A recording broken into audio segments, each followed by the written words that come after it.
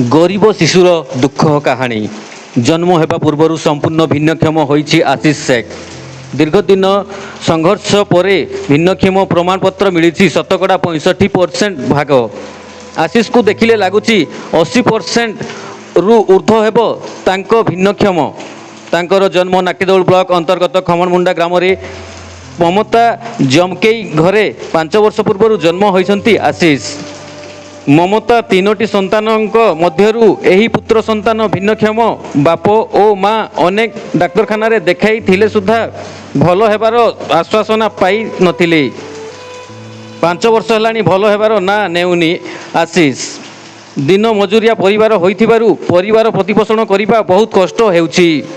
सरकारक योजना ओ अधिकारी सठिक लोकंक पाखकु पहुँची पारि नाहंती, जहा फल संपूर्ण भत्ता भिन्नक्षम योजनार लाभ उठाई पारु नाहंती।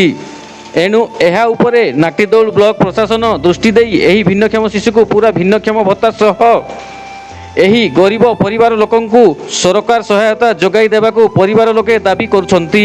छुआड़ा नारी बोली बापा आई भेड़ा भेड़ा कथा पड़ी प्रतिपोषण करवाने 2 जन 4 जन इंदी आम रोचु जगह पगया ता नहीं किसी मिलू पटा पतर तो किसी अधिका मिलू नहीं आ साइकल दे पैसा नौ आने करूँ आ क्या करू बा हाँ हेती करके रखुचु आ घरे एबे तो लोक मान को सब देला देला खंडे खंडे देला भिन्नक्षम मान को हां काको किछि मिली नहीं कहीं आसी के आसी नतले नहीं आसी कहीं ए सर्वे करबी नहीं आसी नहीं आसी हम गां को आइतले कि नहीं आसी बा नहीं बोले कोन कहबो सरकार के सरकार को घर गुड़ा टिके मिलू छुआ को टिके आबत जाबत करबो आउ तीन चलबो जिंदी कि पैसा दिया मिस दौतु आज्ञा को आण सुविधा करके कहबे आयरा किछि व्यवस्था नहीं सरकार करबा आमे किन चलु आज्ञा घर देख किंदी हमर घर नहीं जागा बाड़ी भी नहीं जनको जागा रे आज्ञा अछु आ क्या करबो कॉलेज जागिरी खाउजु 2 पैसा भोटर दउजु नउजु सरकार आ किरा करूजी काई